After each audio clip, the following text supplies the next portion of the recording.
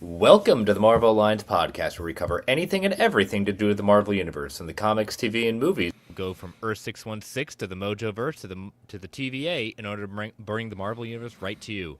I'm the man without fear, Chris. I'm the nerd with the mouth, David. Alliance Assemble. Assemble. Volume 301. Yes, we are over the hump. That is the 300th episode. We hope you all enjoyed that. A lot of fun that episode was. Sorry we couldn't bring it to you live, but I hope that you enjoyed our MCU rankings. And again, thank you, Travis, and thank you, Brent, for making the time to record that with us. That's a milestone that we definitely would love seeing you together with. And we are planning a reunion. It's going to be a little bit, but it's going to be a special occasion if it can work out. So it'll be a little bit. But I don't want to say, because I don't want to jinx it. It's still enough months away that we don't want to commit anything. But the seed has been planted. Things have been marked down on calendars to ensure that we can hopefully make this happen. So stay tuned.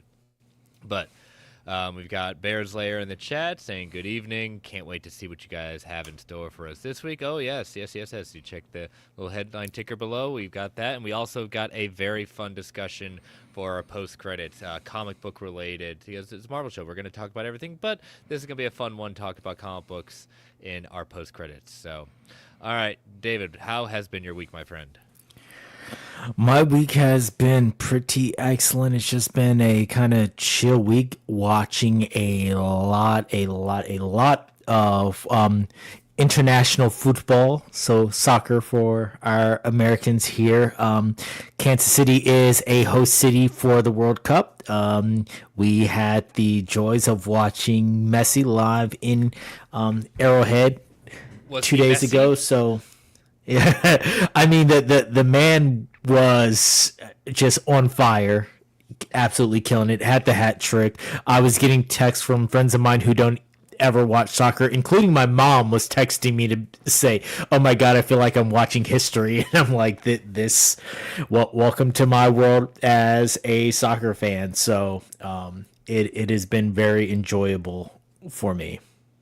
Oh, that's good. That's good. Yeah, it's been, finally we've had like 2 weeks of meetings that have had to, kind of put a lot of things, planning for the next year, but, those end of the year meetings district wide, followed by the then planning for the upcoming year with my leadership team. So it has been a lot of fun, and got to, this past weekend go to Heroes Con in Charlotte. So, stay also tuned for the post credits for you watchers of the YouTube feed. You'll see some of the wares that I was able to procure from Heroes Con. But I did have a moment.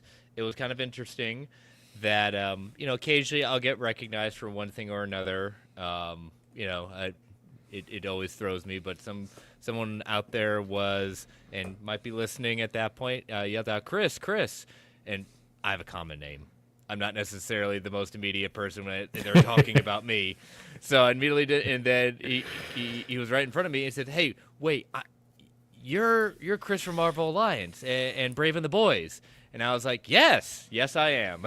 It's one of those, yes, and one of those, oh, what's about to happen? But it was great meeting you, and fellow educator as well. So thank you for listening. It was good. It's always good running into a fan. It's very humbling that to see, out there in real life when we do our little side hustle right here for you. So hope you enjoy it. Again, keep doing what you're doing out there. You're one of the real ones in not only in geekdom but as an educator. So Godspeed, my friend. And we'll talk about Heroes Con at the post credits as well. But a new trailer this week, David. A Spider-related trailer. Yeah, they had, it leaked a while ago, and they are now at a point where they had to release it because it was floating all around, like so many people had seen it already. So I am happy to be able to see it in glorious high definition. Yes. So, so we're gonna break that down. We've got a little bit of X-Men news coming from the screenwriter for the MCU's new version of the X-Men, and so let us. Before we get in those, we have to do the lovely network plug. So we are part of the Geek Ultimate Alliance Network with 6 shows covering the wide range of geek and nerdom. To see the full schedule, check out the show notes below. Subscribe to the Geek Ultimate Alliance Network on Twitter at GUA Pod Network so you know when all the shows drop. We also have a Patreon, so if you want to throw a couple of shekels our way, we've got 2 tiers, our dollar tier with a tip jar to say, hey, you think we're doing a good job? And then we've got our $5 tier with ad-free episodes, early access episodes, and Patreon-exclusive shows. We've got, for Marvel Alliance, we've got a few shows on the back catalog. We've got We Can Watch This All Day, the Marvel Alliance Infinity Saga Rewatch, Tales from the House of X, where we watched our favorite movies from the Fox era of X-Men, and then the Baxter Broadcast, the Fantastic Four Retro Film Reviews. And recorded on Monday night, we began our first episode of Cape Expectations, The Avengers, Earth's Mightiest Heroes, Rewatch, First Watch at that point. Yes, Mr. Hines, it is a long title. One of these days you are going to remember it at that point, even though I texted it to you, say, I'm never going to forget it. Well, you got it for DC Alliance. You know, the Animation Nation still did. You're going to get it one day. It's a mouthful, but hey, it's our show. We wanted to do it. Yeah, I like a play on words. So yes, Cape Expectations. First episode is in the can. Patrons, you will get that in the feeds the last Monday of the month. We'll continue kind of that, like drops of that. So first 5 episodes on that first episode. Hope you enjoy that. DC Alliance guys are still doing their DC film through the years. Joe's doing his Multiverse Minutes Disney Dives. We're on the 1st and the 15th, reviewing and breaking down the Disney animated classics in chronological order. So we want to thank our patrons. We cannot do this without your support. And if you're not a member of our Patreon, go to www.patreon.com/GUA Network so you get all that lovely Patreon content. But if you're not a member of our Patreon, if you could take 30 to 90 seconds, rate and review our podcast on Marvel Alliance on Apple Podcasts, Amazon Music, Google, whatever you get your podcast, we greatly appreciate it. And last, but certainly not least, we want to thank our official sponsor, PanelBoundComics.com, for your omnibus hardcover collected edition needs. JP and the crew at PBC have got it going on with excellent customer service, immaculate packaging, ships around the world, bulletproof packaging, and earn points for every single order. You know, getting ready. Probably within the next week, these extra discounts for the August solicitations are going to go away. They'll still be discounted, but not as much as they are right now. You got New Mutants Omnibus Volume 4. We got Spider-Verse, Spider-Geddon coming back into print just in time for, a little bit of Spidey action at that point. That is scheduled to come out at the end of August, so, get that action. We got Ghost Rider, Danny Ketch Omnibus Volume 3, and of course, Indiana Jones: The Further Adventures, Books 1 and 2, coming out in September. Use that code MarvelGUA at checkout to get $2 off every single order, or you use the code MGUASIT to get 5% off when you order 4 or more books together. And lets them know you're a listener, and we want to thank them for being our official sponsor. All right. So, yes, we've been hearing rumors for a while, leaks and everything, for this next trailer of Spider-Man. We knew this was going to be the trailer that was going to say tickets were on sale. And tickets did go on sale. Also, early access tickets went on sale. David, did you secure your tickets, and how many tickets and showings have you secured? I need the listeners to know how committed you are to this movie. I currently have 2 showings, one on Wednesday at 7. I secured 4 tickets to that. And then I have a showing on Thursday at 5:30. Our lovely friend Brent will be joining me for both of those. And, if spouses, girlfriends, other people, if we decide to let them join, then technically they have tickets too. But it's really just about me and Brent and our experience. So I have the early showing on Wednesday and then 5:30. So I will technically be done right in time for if we decide to continue to go live on Thursday, or if we do like normal where we push it back to Friday. If we ended up pushing it back to Friday, then I will probably have had 3 viewings by that point. I guarantee it. Yeah, right now we have the potential, because I also was able to secure just by the skin of my teeth. I had to wait an hour to get into the queue for the the showing on Wednesday night, and luckily it wasn't. I did have the seat I wanted. I was able to select it, and then Fandango just was not letting me select it, so I had to go back in and out 3 times. Apparently, I lost that seat. I had to go the row in front of me, but I secured a seat for Thursday night. That Wednesday night early showing. So there is a good potential, a strong potential that we will get the review episode out on our normal time. Well, maybe a little bit later. So as we get closer to that, we'll have to kind of work that out with David.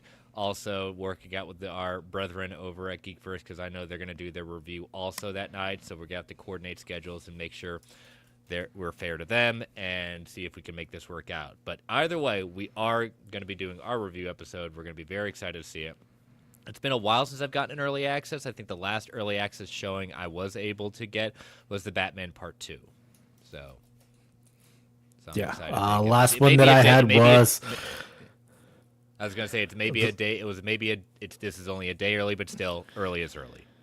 Yeah, last one that I had, again, also with Brett, was Guardians of the Galaxy Volume 3. So that's the last time that I've gotten in an early showing. And on that, yeah, I'm super, super excited. Like, I waited an hour as well on Fandango, then had so many problems because you had to be an Amazon Prime subscriber in order to get it. Then I got in, I clicked the button, I was logged in, then it said I wasn't a subscriber, so I had to re-log in, put me back in the queue for another 11 minutes. I'm over here freaking out, but it ended up working. Yeah, I kind of wondered, saying for an hour wait. It ended up probably being 45 minutes. I figured it was all gone, but luckily, nope. There actually were still some decent seats, but probably they're all gone right now. But all right, so let us break down the kind of, I'll say, one would say the second trailer is supposed to be the story trailer, and typically sometimes they reveal a lot more than we would like them to reveal. I have to say, before we even start watching it as a whole, I've seen this about 2 or 3 times. I don't think they still revealed a lot that I feel like they've ruined anything. I still there's at least. I mean, I'm gonna say it right now. There's still no Tombstone. We know Tombstone's in this movie. We have not seen our first image of Tombstone at all. Yeah, I don't think that this one's spoiled, and I mentioned it on Discord, within the GeekVerse Discord. Somebody had asked if this would be spoilerific, and I was like, you know what? It's got some more action scenes, but it doesn't spoil anything, which I think is great. Yeah, it's very impressive. So, all right, so let us start doing this. As always, the volume's going to be down, and for those watching it's we'll stop at different points. So we get Spider-Man kind of rolling in here, and kind of.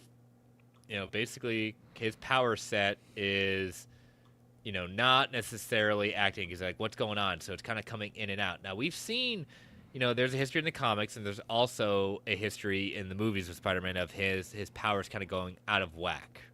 Yeah.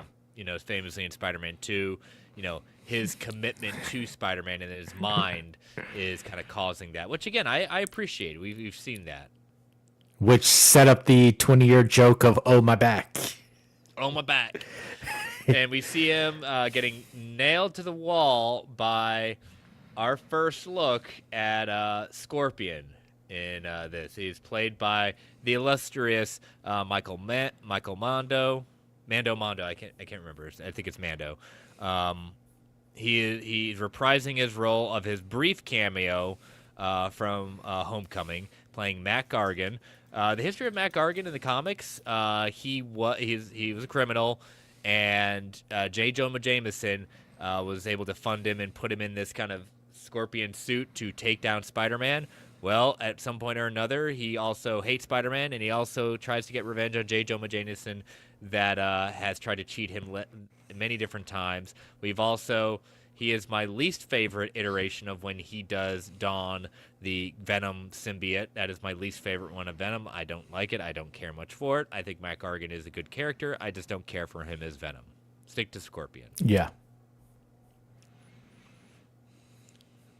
And so, yes, this is a big theme right now going on, especially in this trailer and throughout this movie. We see Peter kind of going to black eyes. And so we're going to talk about that. Like, Peter's kind of animalistic instincts are taking like over his arachnid instincts, as you were. One thing I want to go back to with Scorpion is I want to ask you this question, David, because like this tech. Now we saw in Homecoming, Adrian Toomes was getting his tech from the Battle of New York, all the leftovers from this. Could Scorpion have gotten this tech on the black market from after the Battle of Endgame? Now we saw that in underground dealings and auctions in Hawkeye. So what do you think? Did he make this? Did he buy this? Or is this kind of tech that's still from the Battle of basically Battle of Earth against Thanos? I am hoping that this tech was given to him by a certain corporation that we really have not seen or heard yet from in the MCU. And who would that be?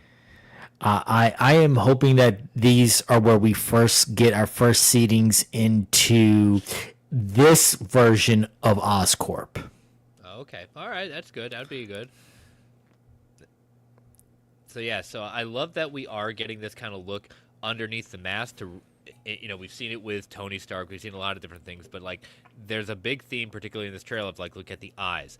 And I think that where they're really showing this is the sense of his loneliness, and he's becoming less human the more we're focusing on it. We see his mutation taking an evolutionary leap, and I said it, mutation. And that's been a running theme with Spider-Man across all his movies, is the loneliness that it takes to be Spider-Man. And so at this point, just having him solo, and then he's going through this moment where he's all alone and the eyes turning dark, just gives that extra layer. Then he kind of like, he says, Gargan says, "You miss me, Spidey." Feels like he loses mine, and then he kind of loses it. Like his strength goes like to the epic level. Like I'll take the line from this is Spinal Tap. He goes up to 11, and he takes him down. And this isn't a I don't know my own strength situation. This is he just straight up heaves him out of there. Yeah, he went up straight out. Hulk Loki'd him in the first Avengers, puny Scorpion, and he recognized it too. I'm totally out of control. I also like the red tint, from the backlight hitting his black eyes. So, this is. We'll get into this because this is going to lead into what our David has selected as our next comic book club. We'll kind of put that out there, when we get to that point when we're ready to reveal it.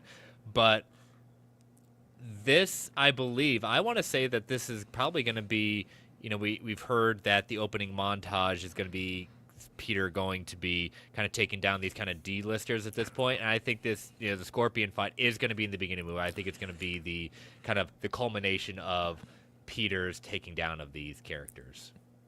Yeah, I could definitely see that. Yeah. So we get, him watching the Instagram live feed of his former friends.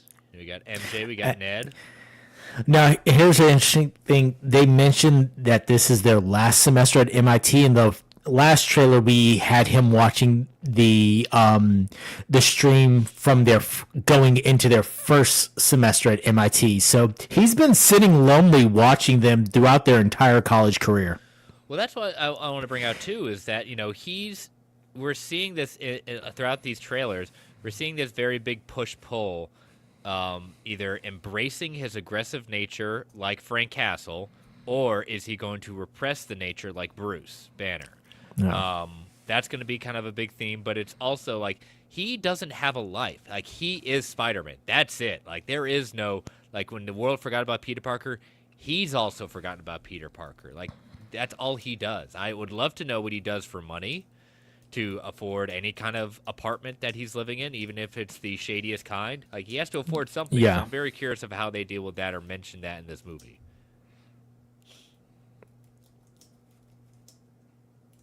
And it is interesting, the web shooter is being kind of magnetic as they slap on there at that point. That's an interesting style. I've always gone back and forth whether the the web shooters underneath the costume or on top of the costume. It really doesn't bother me either way, because either way, if someone with a huge grip can crush them, it doesn't matter whether they're on the outside or Yeah. inside. And that web shooter is huge, but also when you think about it, like if this was real life, having to have cartridges that could hold that much web, it would be that huge. But when I first saw this, I was like, man, those are he's got to some. change out those cartridges too. So Yeah, those are some huge web cartridges. Yep. So, but he's putting on, he's trying to use them, but then they launch, the web launchers launch, but with webbing, and he sees, looking at his wrist, organic web shooters. Yep. You know? This is always a Yeah. big thing in the comic book community when Peter Parker got them in the comics, and then, you know, in the Sam Raimi Spider-Man movies, that his Spider-Man also had organic shooters. That's you know, you're either on one side of the aisle. It really didn't bother me. It was a big change, and I think at first I was on the side of, wait a minute, you know, I understand what you're trying to do, but that's one of the things that made Peter Parker he's a scientist. He had to make his tech and things like that. So when you took that away, it didn't take away the scientist thing, but it was kind of like, man, okay, we're going in a different direction with this. Yeah, it didn't bother me when I was originally watching the movies, and after a while I completely forgot about it until we get to Andrew Garfield's version, where he's actually tinkering and making them and experimenting with it, and I was like, oh, I did miss this aspect of Spider-Man. But there's a whole generation, a whole sect of fans who didn't know that he had web shooters because all they knew was Tobey's Spider-Man. Yeah. So we see him going to find Dr. Banner and saying, you found a way to suppress your mutating DNA. And he shows him this massive wrist gauntlet, I'm going to call it. Yeah. If you see me without this, run. Banner with another bad joke. Every appearance. Yeah, that's kind of awkward. He said, so you can get rid of the bad aspects. And Bruce puts it to him like this: how do you decide what parts of nature are bad?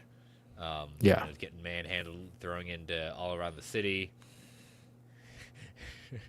Now, thank you, GeekVerse guys, for never me seeing this scene ever, and I'm going to be with you laughing at the scene when we get with this very smirky look of Bruce Banner saying, "You're not one of my students, are you?" And yeah, so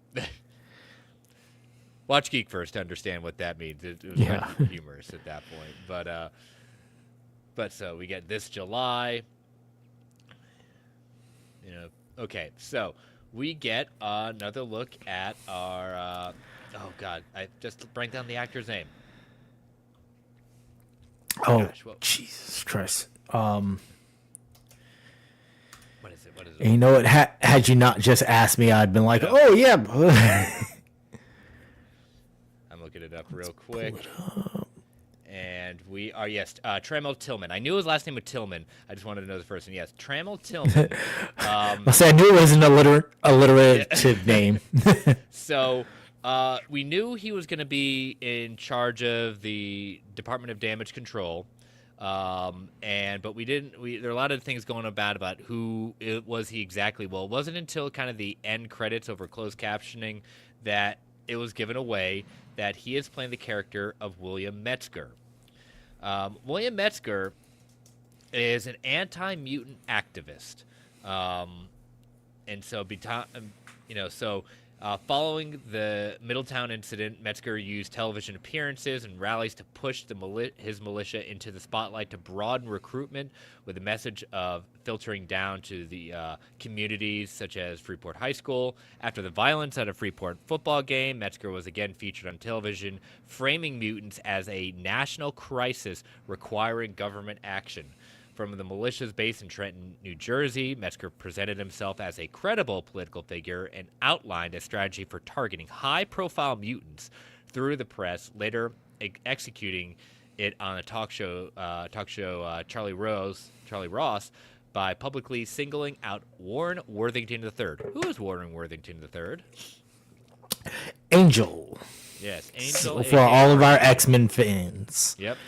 As his visibility increased, he hinted at programs such as the Vista that the militia had federal support. Then met with Agent Kane alongside Arthur and offered cooperation, turning over the militia's intelligence on suspected mutants and tying it to technology recovered from Bolivia Trask's robot. Ah, there we are. The Trenton Project. At the secret facility, Metzger and Kane oversaw a program centered on converting his Arthur program to the anti-mutant weapon. Metzger observed Arthur restrained and in a transformation rig and praised the work publicly while maintaining the media posture and denied federal involvement and teased national political ambitions. He is no longer among the living in the comic book community. During the project's final test, Metzger watched from a control room with Kane as Arthur's attacked captive mutants and attempted to direct Arthur's actions as the situation escalated. And there's one man who really doesn't like it when you attack captive mutants. Yes, exactly. After Magneto intervened and Arthur was killed, Metzger was confronted and killed when Magneto hurled him into space. After which the anti-mutant militia began to unravel without his leadership. And we're going to put leadership in quotes.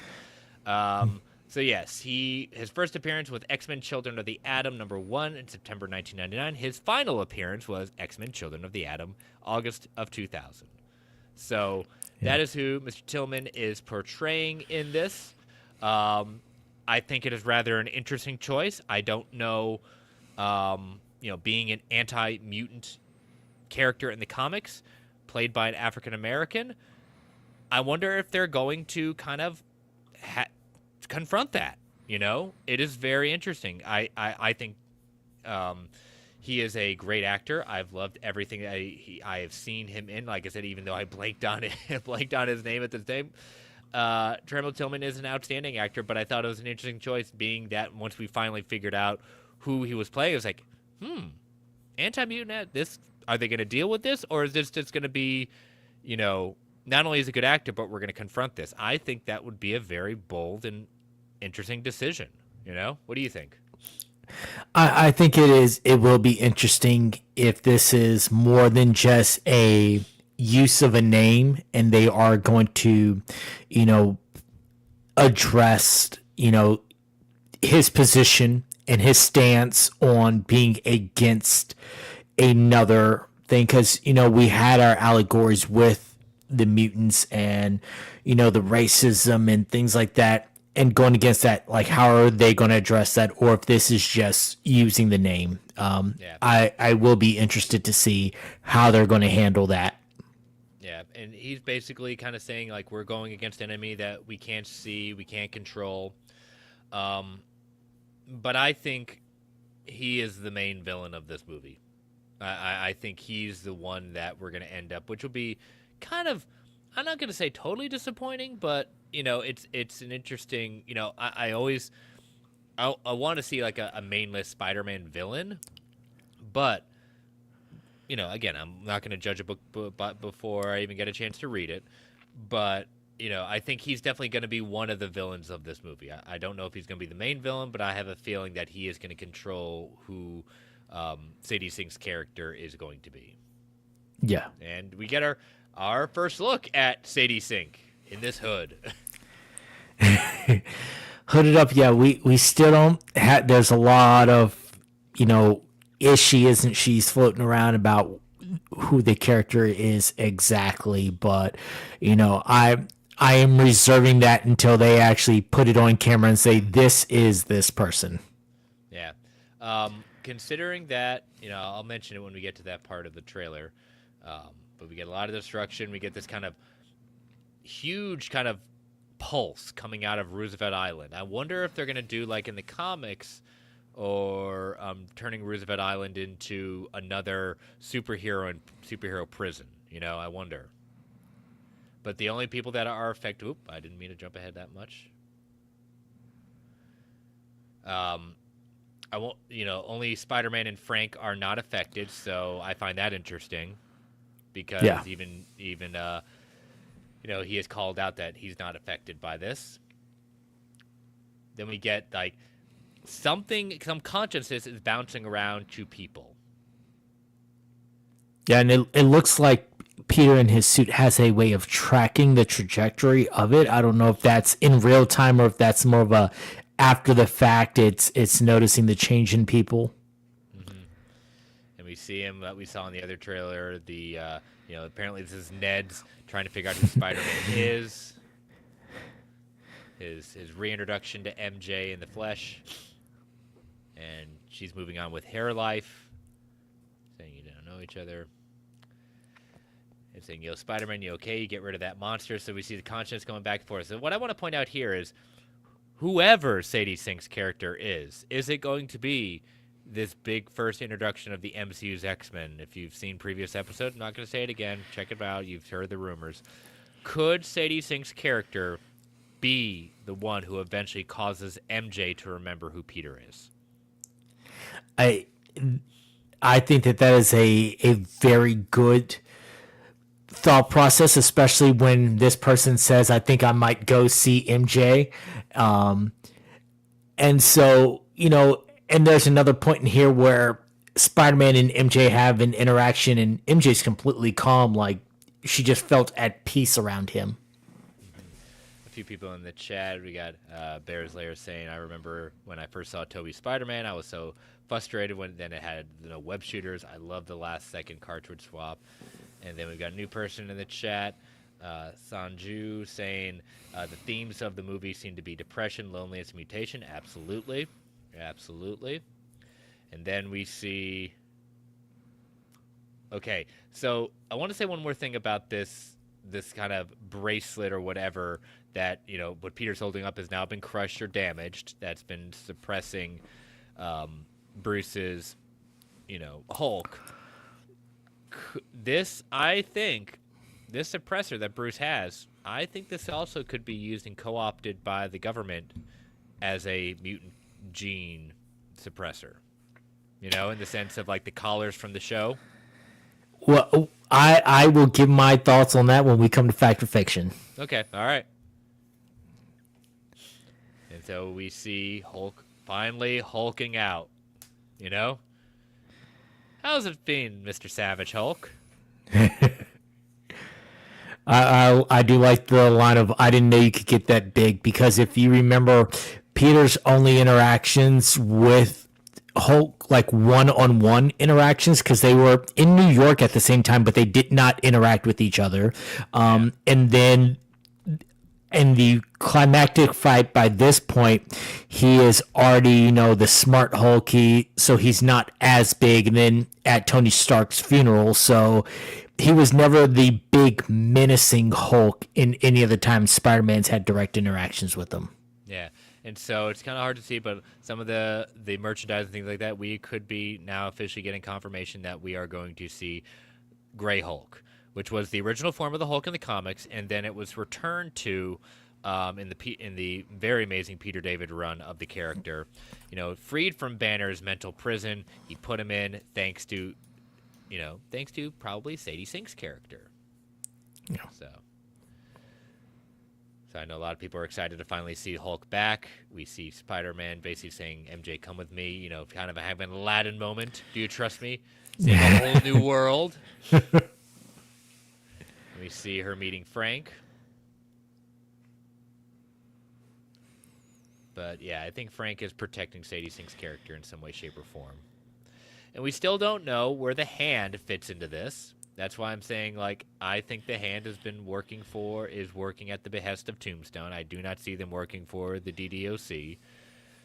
But this is where Spider-Man kind of embraces his arachnid idea, his arachnid background, and just goes. And I love that scene when he does the spinning takedown and just the webs everywhere. I'm like, yes. That's like you've reached your power up at that point, and you're gonna let it go right at the right moment to take down your boss. That's video game L2 and R2 at the same time. You're just unleashing your final move.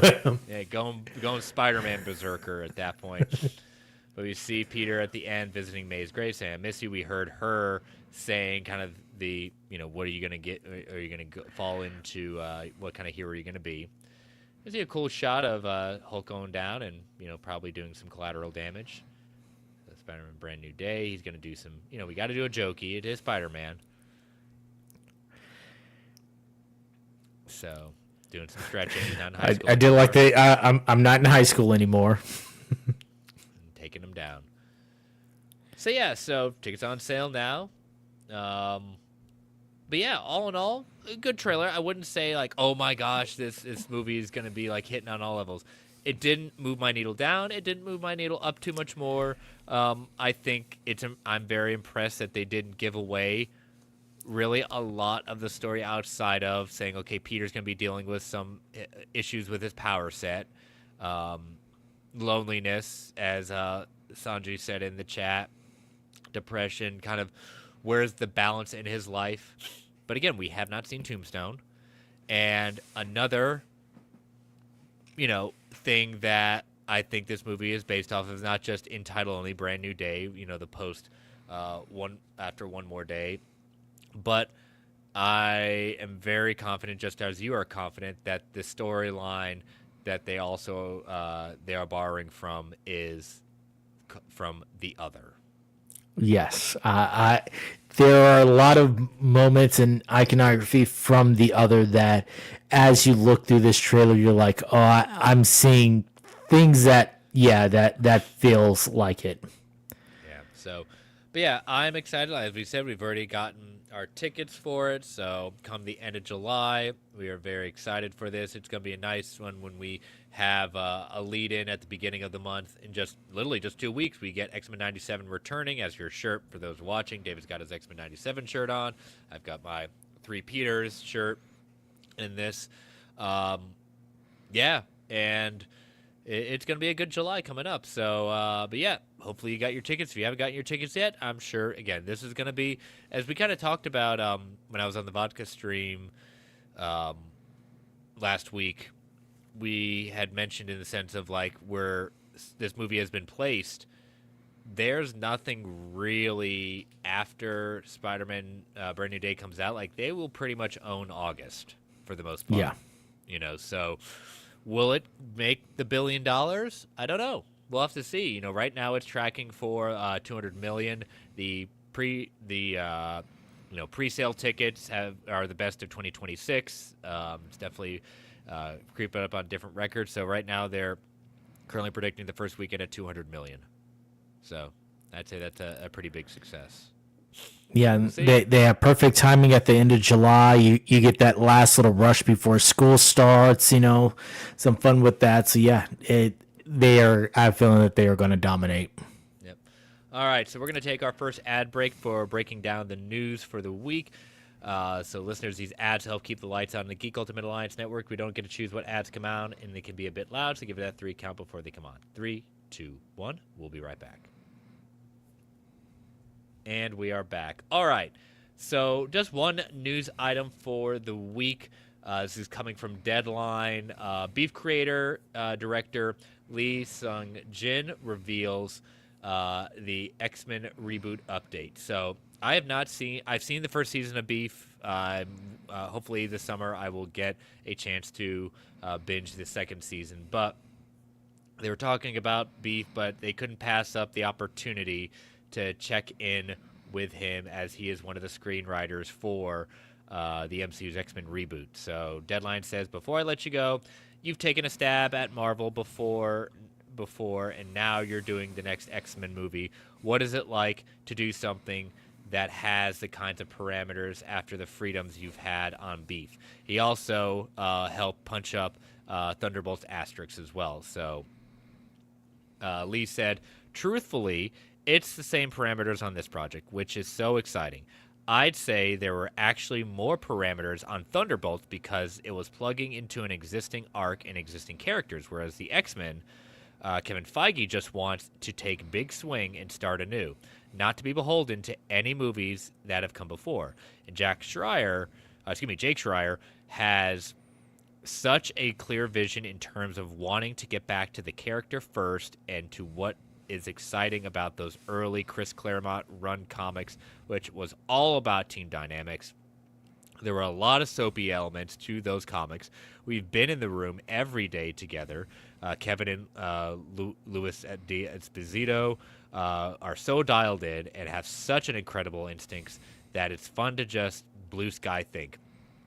Yeah, he continues on saying, I'm such a big fan of that IP in comics. My dad and I, every Saturday morning, used to watch the show on television.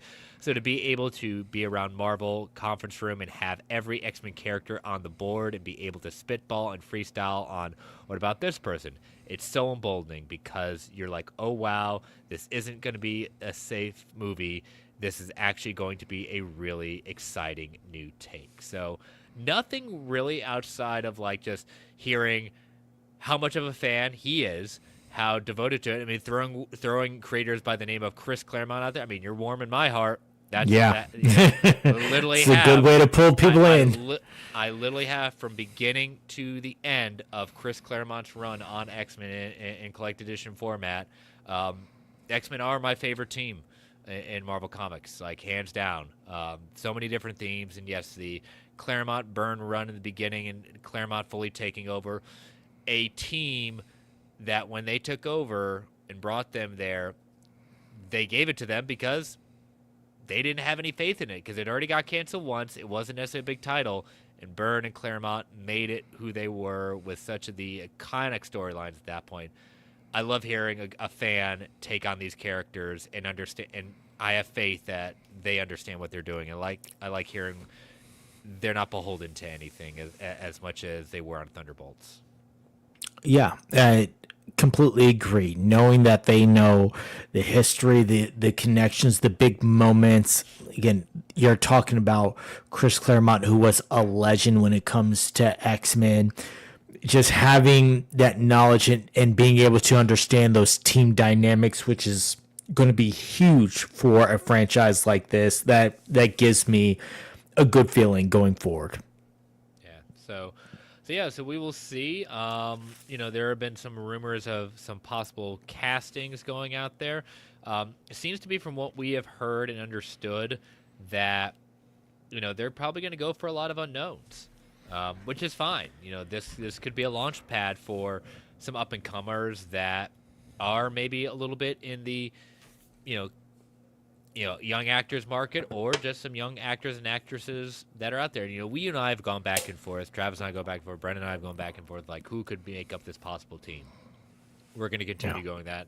I know you want a certain person who is usually wrong about a lot of things at that point on this team.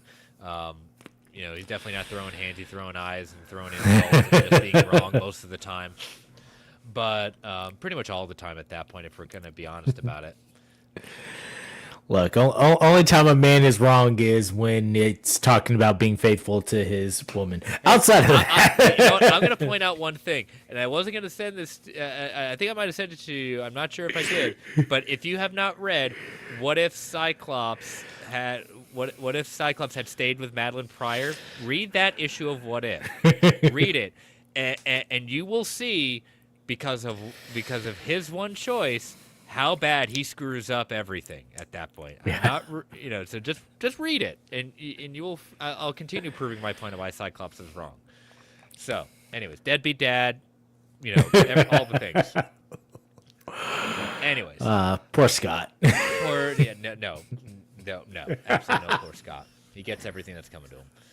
All right, so that's all the news for this week. So let's head into listener feedback, Fact or Fiction, the Comic Book Club. So we got one question just at the nick of time, about 30, 40 minutes ago. Mr. Josh Green had come in thread, so what did he have to write us? All right, so question from Josh Green. If Marvel made a Predator versus Wolverine movie that was outside of the MCU, would you rather have Henry Cavill's Wolverine or Hugh Jackman's Wolverine? Cavalrine. Interesting. Yeah, that's I like that question. Again, I will say this too, plug in more comics. Definitely highly recommend when Marvel got brought in the Alien and Predator licenses. I think their anthology series have been really great. But you had Predator versus Wolverine, you had Predator versus Black Panther, Spider-Man, and then Predator versus the Marvel Universe. You had Aliens versus the Avengers. You're about to have Aliens versus X-Men in this one. They're doing some good stuff with these characters, these licenses at this point. So highly recommend those reads if you get a chance to do that. And they don't pull punches with the Predator stuff. Like even in the Avengers ones, like this isn't. They're taking that license. This is definitely a little bit pretty mature. I think Wolverine and Spider-Man were pretty brutal, very very brutal.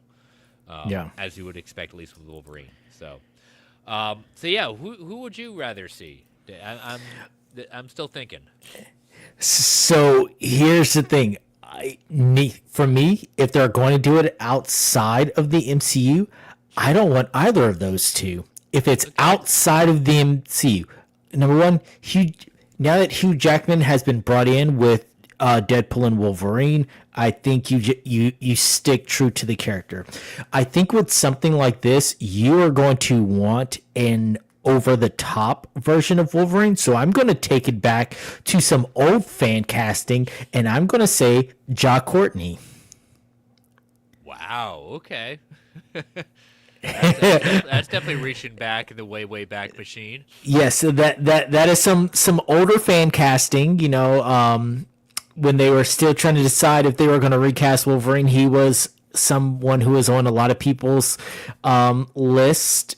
And then he went on to be Boomerang in the Suicide Squad. But I think that he's got the build, the physicality. Plus, I think he could be just a more over-the-top Wolverine. I don't see Henry Cavill being the more over-the-top Wolverine. And if you're going to bring back the Wolverine, I think, again, it's one of those special moments.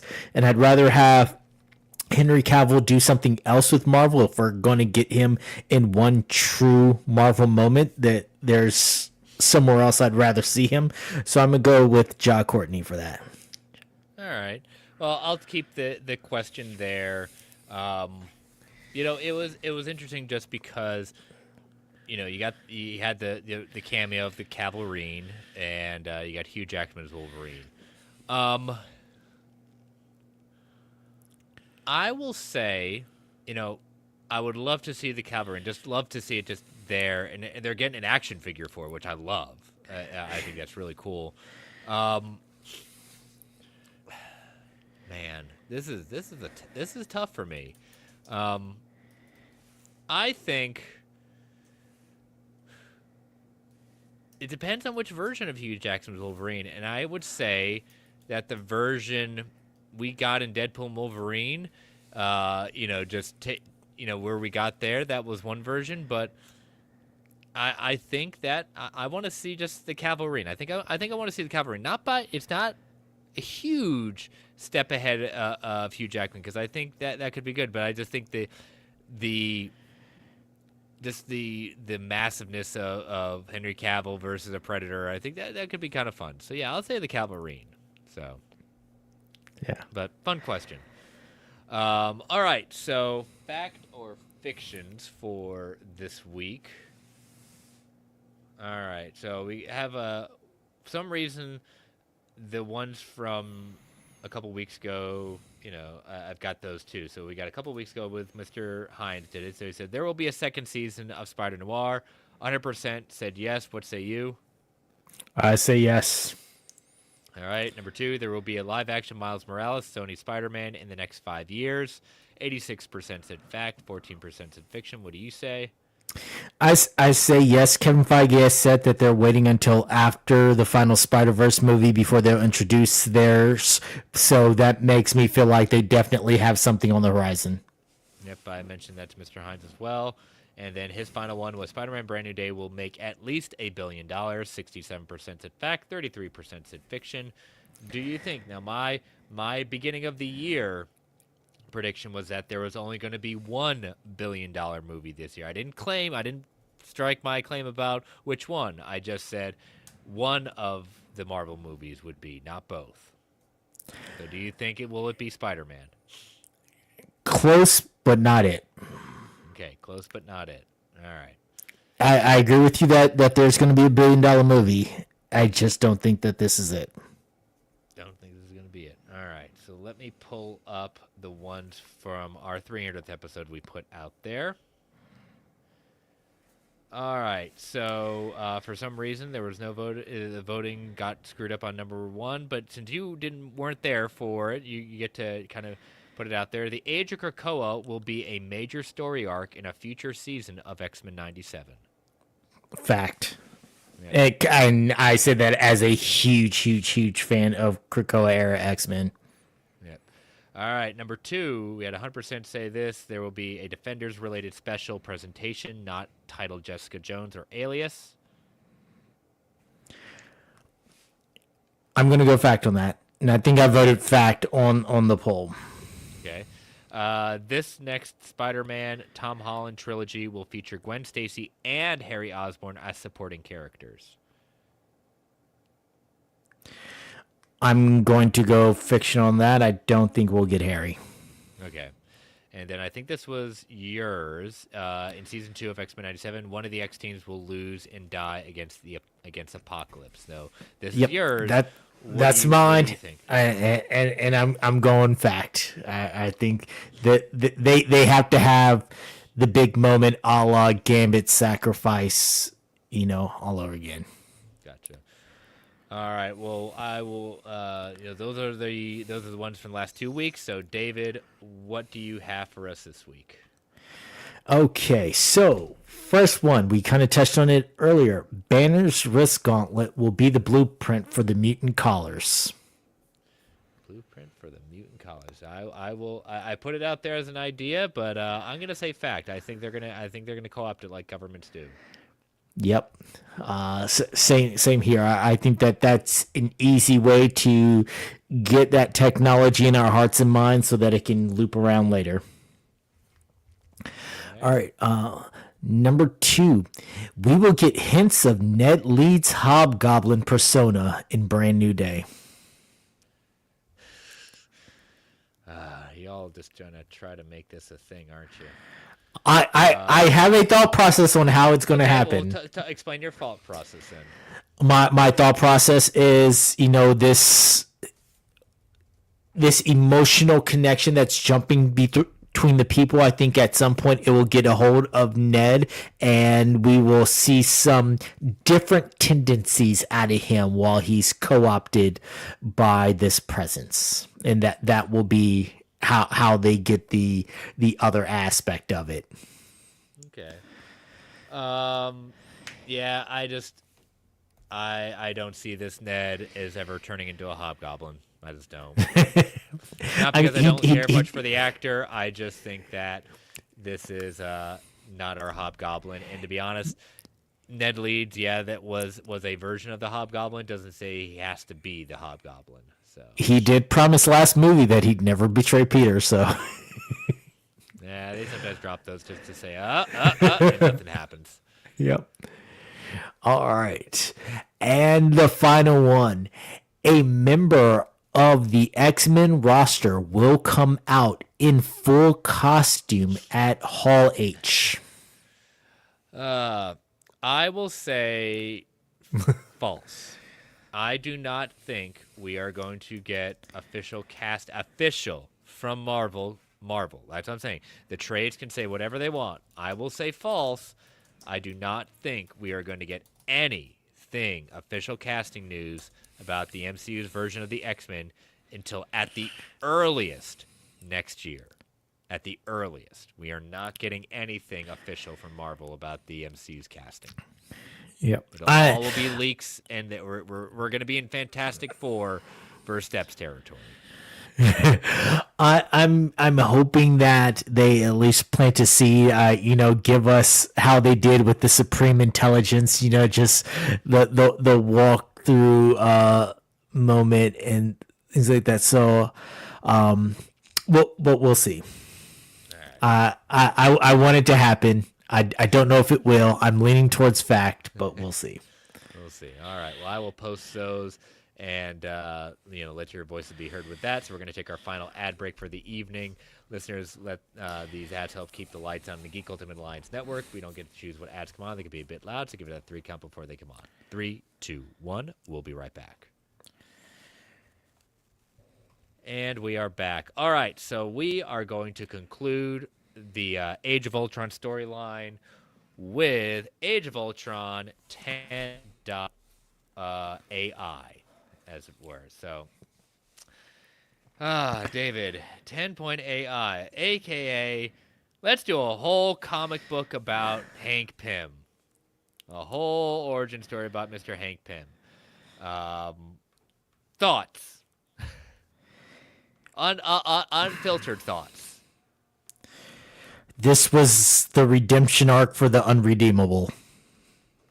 No, there is no redemption for Hank Pym. He's a what? That's what I'm saying. They tried to make him feel like more of a person. They tried to give him a redemption arc. There is no redemption for Hank Pym. He is a horrible, horrible human being in multiple aspects.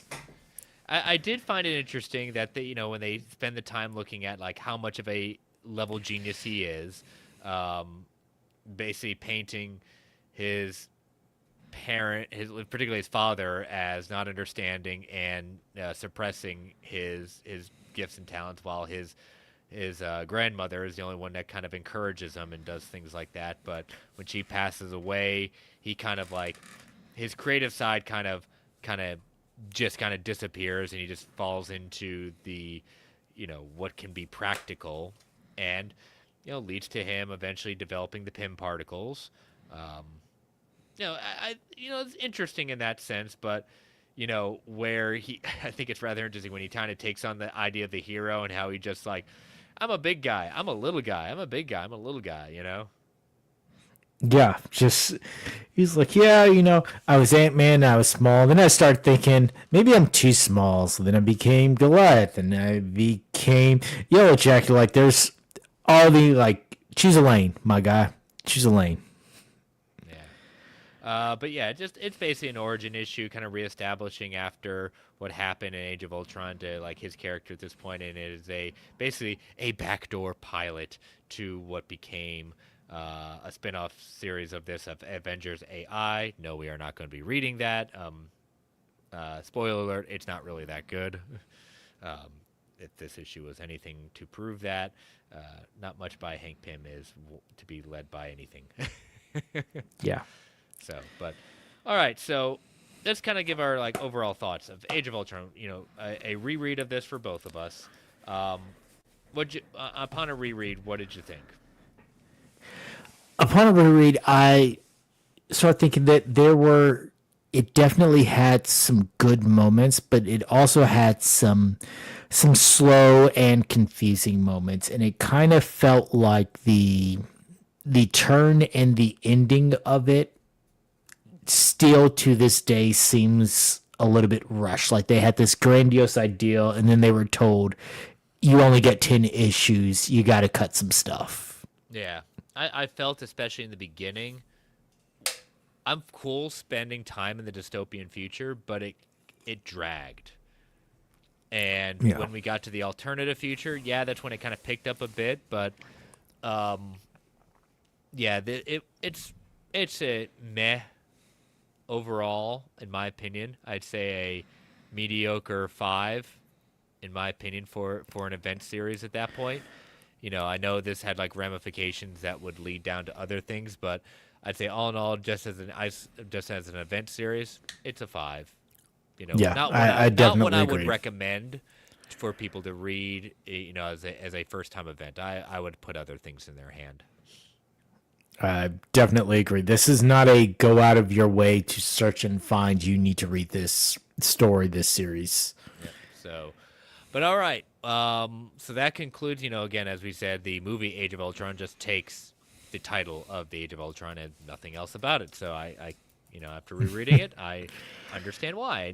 I knew exactly why they didn't want to do that. So, David, what is our next comic book club as we go through our journey of as the MCU has based things off projects? What are we going to do? All right. So, based off of some things that we've seen in the Brand New Day trailer, I have decided that we are going to go with Spider-Man The Other. This was a run from 05 to 06. It was a big crossover event with the various Spider-Man books written by Michael Straczynski. It's very very good. It involves Peter facing this mysterious illness, and just things are not going right with his body. Certain things are failing him. He's also battling the villain Morlun during all of this, who is just taking him to task. And we see a transformation comic wise with Peter that, coming out of it, certain aspects of it started to match what was going on cinematically with Spider-Man. And we get some other aspects to it, the spider totems and, the rebirth of Peter from there. So this was a pivotal storyline back in, 05, 06. So given some of the stuff we've seen in Brand New Day, I thought it'd be fun to go back to this 12 issues storyline. Yeah, especially with some of the imagery, like you said, we've seen in particular where Peter emerges from what we're going to call a cocoon. And when we get to that part, there is a certain cover that is going to show that idea. But yes, this basically event, the other, also the tagline for it, Evolve or Die, was broken out into 4 acts. The series writers, it encompassed the titles across Friendly Neighborhood Spider-Man, which began during this run, so issues 1 through 4. And that was written by Peter David with art done by Michael Ringo. Then you had it crossing over into Marvel Knight Spider-Man 19 through 22, who at that point the artist was Pat Lee and writer was Reggie Hudland.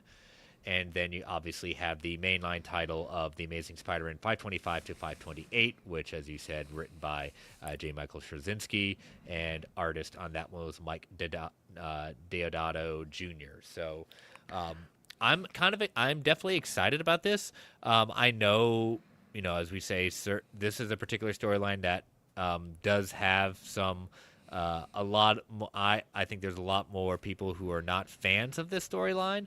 I actually liked where it was, and I especially like kind of how they were doing it, where the acts, as this was 4 acts, the first act had the red tinted covers, the second has blue tinted covers, the third act had gray and black covers, and the final act had orange and yellow covers.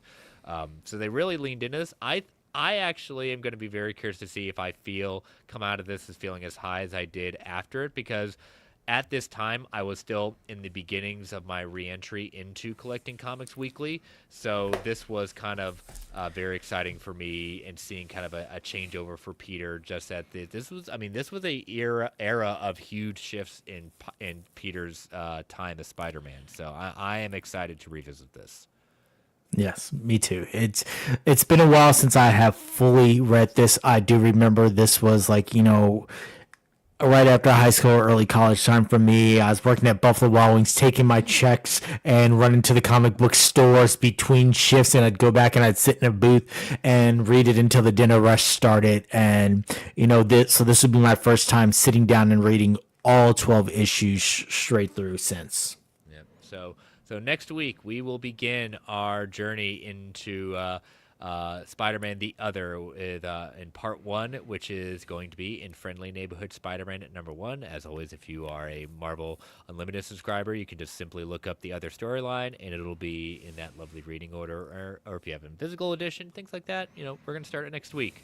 So again, Friendly Neighborhood Spider-Man number 1, written by Peter David and art by Michael Ringo, as we go through these 12 parts. So, all right. Well, volume 301 in the books. As always, we want to thank you all for continuing to join us. And as always, we want to thank our official sponsor, panelboundcomics.com. Use that code MARVELGUA at checkout to get $2 off every single order, or MGUA SIT for 5% off when you order 4 or more books together. David, tell people how they can follow you. You can follow me on all socials at The Phantom. You can follow me here on the GeekVerse Network as part of our wrestling show, The Gimmick. We come to you with all our wrestling news. We're going to be having another episode coming up soon with some previews of Forbidden Door and some other stuff. And then we will be having some more. We just finished one WWE 2K26 playthrough last week, and we will be getting back on it. We are having a very, very close season as compared to others. So me, S Bubs, Travis Snell, just giving you all your wrestling fix. Yes, looking forward to that. As always, like I said, you guys are my listening for that. And but yeah, you can catch me as on all the socials at Chris Balga, and you can follow me. Like I said, all the socials. You can catch this podcast on Twitter at Marvel A Podcast. And you can email the show at marvelalliancepodcast@gmail.com. You can follow the Geek Ultimate Alliance Network on Twitter at GUA Network. Feel free to tweet, email if you want to provide feedback, ask questions. Continue to rate and review Marvel Alliance on Apple Podcasts, Spotify, Amazon Music, wherever you get your podcasts. Greatly appreciated. Thank you all for listening. Thank you all for joining us in the chat. Stay safe out there, everyone. And as Stan the Man would say, Excelsior, true believers. All right, David. Post-credits discussion, we said that we got comic book related in more ways. You know, I'll end with the Heroes Con Hall, but talk to us about what we're going to be talking about before that. All right, so legendary X-Men contributor John Byrne is returning to the X-Men in a sorts for one last ride. I use returning in air quotes here because he is returning to share some X-Men stories, and this is going to be entitled X-Men Elsewhere, and it's not an actual Marvel property, but it is just kind of a love letter of sorts that he is putting out on June 23rd from Abrams Comics, and it's something that he says it's something that I'm doing that was not intended for publications and is the definition of fan fiction. The semi-retired writer artist tells a Hollywood Reporter some people use the term as pejorative, and I don't think that it is. It's his way of just getting out those final stories. For those who may recognize the name, he is famous for his contributions to the Dark Phoenix saga. Same thing with X-Men Days of Futures Past, and wrote for Marvel for many years until, after being fed up with creative differences, decided to take a break from Marvel titles and step away. And he's done some writing over the years, but after that he has not published anything within the last 10 years, and this is again just kind of a love letter back out there before he goes ahead and officially retires. Yeah, John Byrne, he has not been also on the Comic-Con circuit for a long time.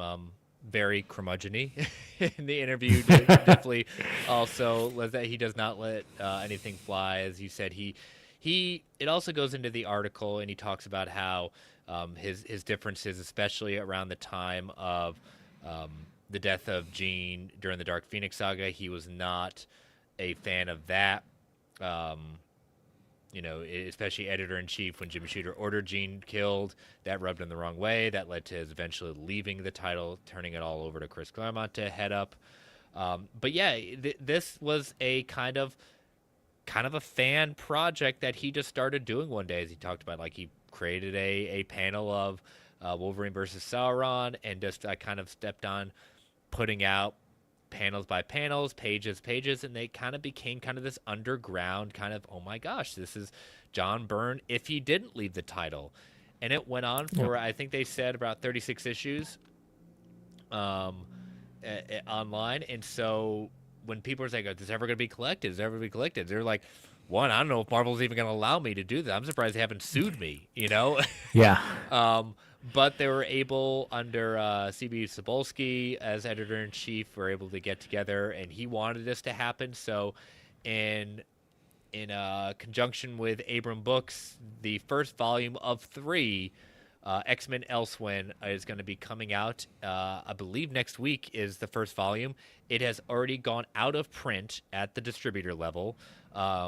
So that they are going back to print with a another edition of it to satisfy stuff. So if you're not able to get this first run, it will be coming back. The second volume will be coming out next summer, and the third volume the following summer after that, to encompass this, as they say, Elsewhere run. And I like how in the article, I mean, this is again 25,000 have already sold out, like, and so they're going back to print with 20,000 more. So it is exciting at that point. But I like how he talks about how I like it says Byrne is both boastful and modest, even as he struggles to come up with concrete answers. He calls them damn good comics. He says there's something magical about those characters, especially when I'm in charge. He says Marvel was putting a lot of crap out at the same time. He talks about how he, with the movies coming out at that point, that he's not a fan of the movies at all. However, unlike Miller, unlike Alan Moore, he is. I meant to say not Frank Miller, but unlike Alan Moore, he is going to take a paycheck. When they use his characters, so he's not above that. However, I thought one of the more interesting thing is that I've often said I wish I hadn't done Superman because DC lied to me at every turn. The whole project, which should have been a dream come true, just became an endless stream of disappointments and frustration. I ultimately quit. John Byrne is one of these ones that infamously quits things before necessarily finish, or just when he gets totally fed up when he doesn't have creative control. Which again, a lot of creators do have that have that, and I get that. But I do like this idea, and I'm very excited. I've read a number of these issues. I never got to read the whole run of this, so this is it's not going to be a totally first read, but just to have this idea of something that should be coming out in print, Marvel really shouldn't be doing. They're actually allowing this to happen, is great. And yes, this is why physical media does matter, because I don't know if they're ever going to put this out digitally at that point. So if you want this, again, the more these sell, they're going to keep on putting up. But like I said, the first run of this, 25,000 copies are already out of print.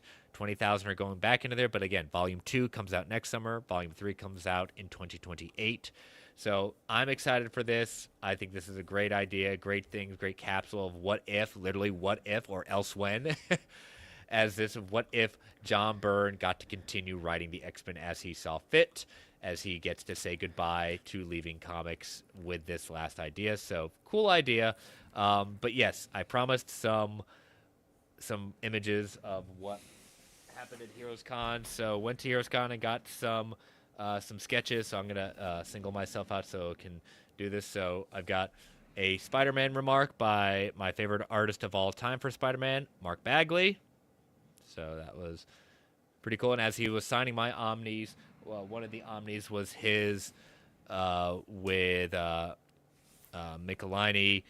He had 2 volumes of that with Michelini, and he saw the cover, the hardcover, not the dust jacket, but the hardcover of Peter holding his dead parents and screaming. He says, God, I freaking hate that cover. I don't know why they did it. I hate that cover. I hated that they chose it. So he noticed his disgust with that. Then I had Dennis Cowan do a sketch of, I love his run on The Question, so of course I'm going to ask him to do a sketch and remark on The Question. So this is his, love it. Going to be framing all these. Then, as always, Daniel Warren Johnson, who is, one of my favorite artists of all time now, did a sketch, did a quick little remark in the Transformers Book 2, there with doing a little Transformers action. And what I can say about Daniel Warren Johnson, I'll always say it all.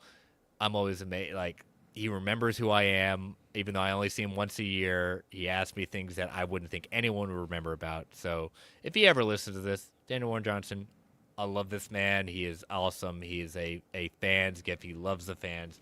He is a great artist. Read anything by him.